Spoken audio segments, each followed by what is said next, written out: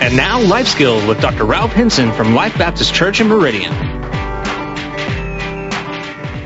How would you behave if somebody pointed a gun at you?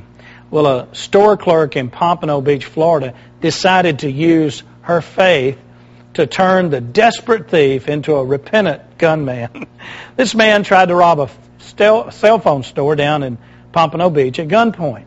And the store manager, Nayara Concalves, she's only 20 years old, she calmly talked to the man about Jesus. And she said, with her faith, that it worked. And he talked to her till he left without taking any money.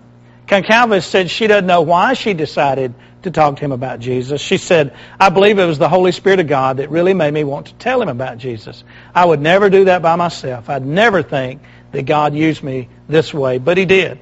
So the would-be robber apparently left her store and robbed a shoe store a few hours later.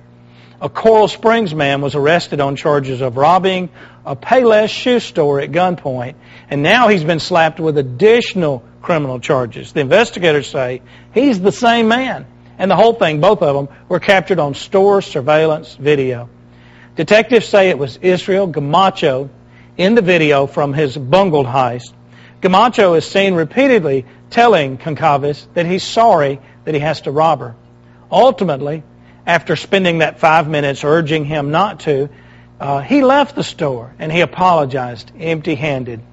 But apparently he wasn't as repentant as she thought, because he entered the Payless shoe store just a couple hours later, put a handgun in a shoebox, and forced the clerk to give her cash from the register.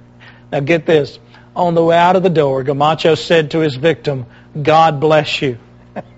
Detectives say he's a serial robber and that he has been stealing a lot. So they arrested him 2 days later. Well, he's been in and out of jails a bunch of times, and he's even forged documents and stuff. That's interesting that anybody would live like that. It's not easy for people to let Jesus change them. Some will let it happen for a little while, but they still get in trouble, just like this guy. Jesus wants to change us permanently.